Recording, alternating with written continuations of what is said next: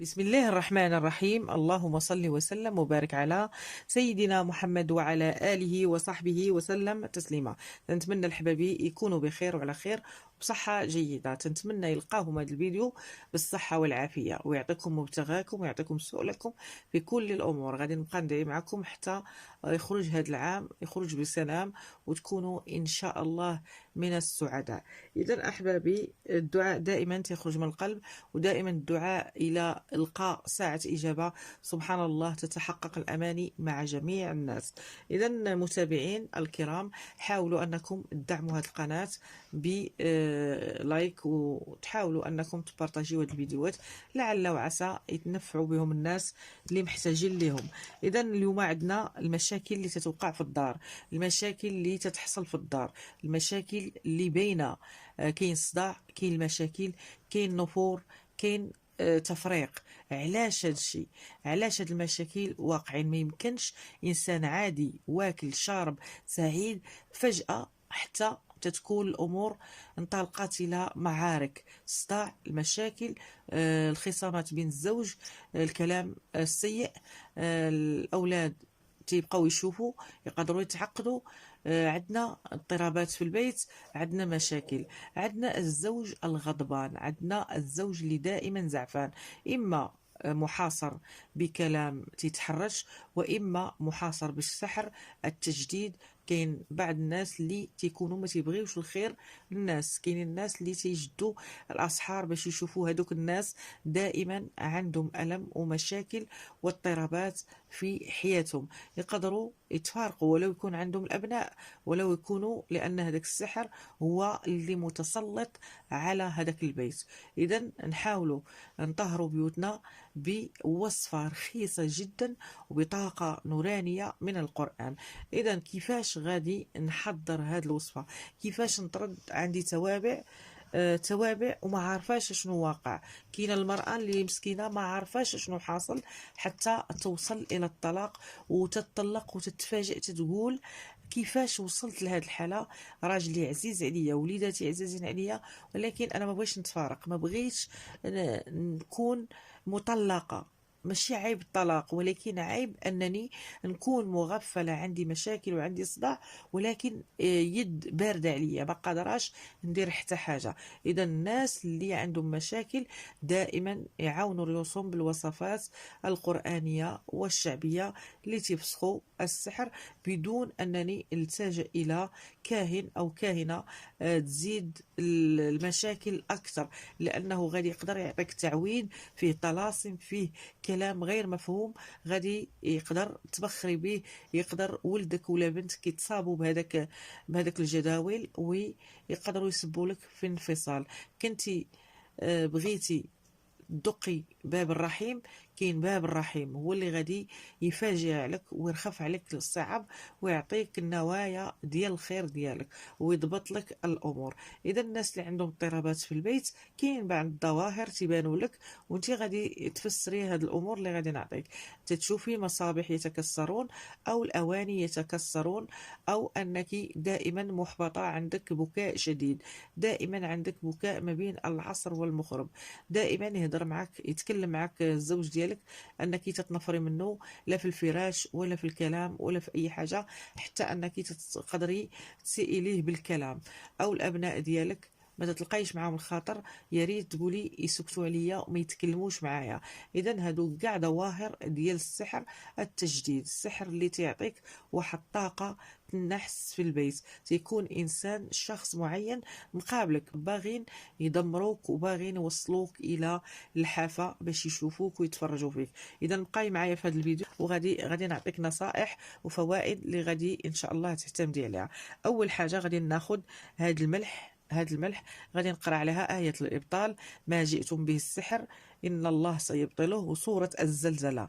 كيفاش غادي نحصن بيتي؟ أولا نخرج هذاك السحر اللي عندي في البيت وبسورة الزلزلة وهذه الآية: ما جئتم به السحر إن الله سيبطله. غادي نلوحها في زوايا البيت كامل، كل زاوية اللوح، ولو الدار تكون مفرشة تحت السجادات، في الزوايا كل بيت ناخذ منه زاوية أو اثنين ونلوح في الزاوية.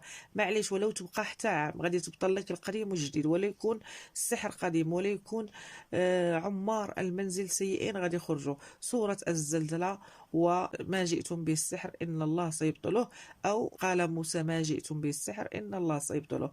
آية الإبطال خذوا اللي بغيتو مع سورة الزلزلة.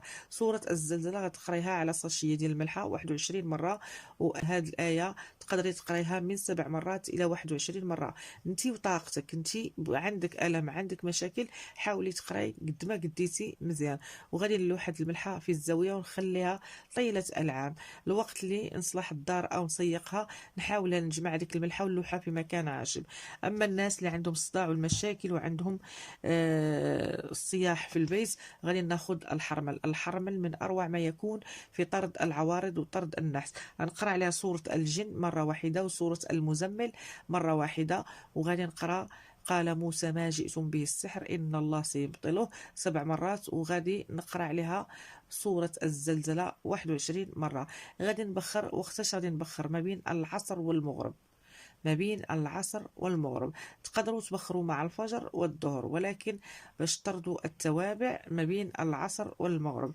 اذا الناس اللي عندهم مشاكل دائما اولادهم تيصيحون وتيبكيو وتيكون مشاكل بيناتهم، عندنا صداع في الدار، عندنا مشاكل في الدار، عندنا الام مخنوقه، غادي تقراي سوره المزمل مره واحده على قنينه الماء، وتعطي الابناء ديالك يشربوا كاس الصباح وكاس في المساء.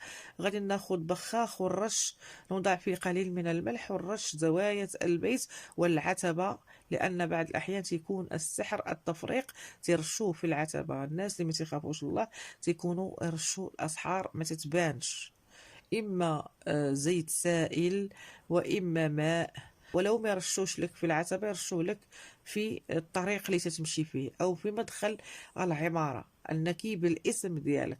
اذا احبابي، حاولوا انكم هذه الوصفه ديروها على يقين. هذاك الماء نعطيه لابنائي يشربوا كاس الصباح وكاس المساء، بخصوصا الزوج اللي تيكون عنده مشاكل مع المراه وديما نافر منها. ديما صورة المزمل رائعة في طرد الصداع والمشاكل.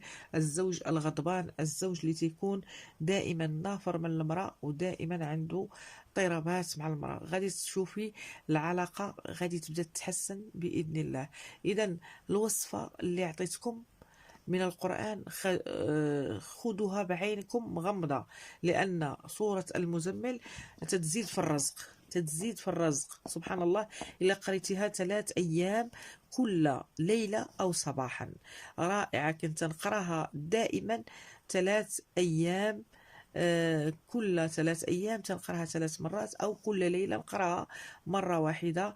نقراها على ماء ونشربها أنا والزوج ديالي والأبناء، وغادي نقراها على نية جلب البركة والرزق وطرد النحس. سبحان الله العظيم.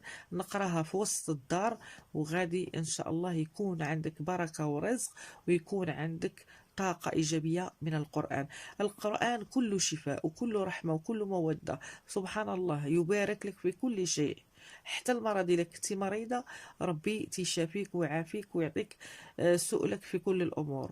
إذا سورة الجن، الناس اللي عندهم يمشوا لأي مكان وما عندهمش الزهر، الناس اللي عندهم مشاكل مع الناس دائما ما تتقدى لهم حتى حاجة، غادي ناخذ سورة الجن، سورة الجن بنية هذاك الغرض. نقراها في الصباح إلا كنت متوجهة إلى محكمة وبغيت نكون منتصرة، غادي نقراها 3 مرات، وغادي إن شاء الله نروح إلى هذاك المكان اللي أنا رايحة ليه. عندي قضاء عمل أو عندي خطبة البنت باش تكون منصورة ويكون معها واحد الطاقة نورانية، غادي نقراها 3 مرات.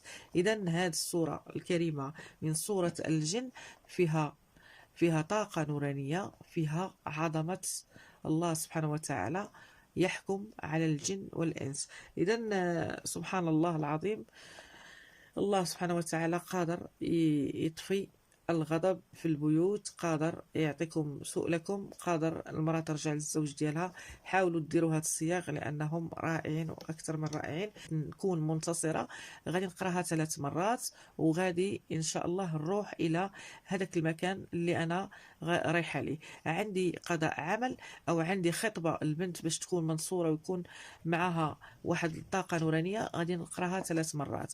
إذا هذه السورة الكريمة من سورة الجن فيها طاقة نورانية، فيها عظمة الله سبحانه وتعالى يحكم على الجن والإنس. إذا سبحان الله العظيم، الله سبحانه وتعالى قادر يطفي الغضب في البيوت، قادر يعطيكم سؤلكم، قادر المرأة ترجع للزوج ديالها. حاولوا ديروا هاد الصياغ لأنهم رائعين وأكثر من رائعين. حاولوا أنكم تخليوا لايك وتدعموا القناة وتفعلوا الجرس وتابوناو بحول الله وقوته. والسلام عليكم ورحمة الله وبركاته.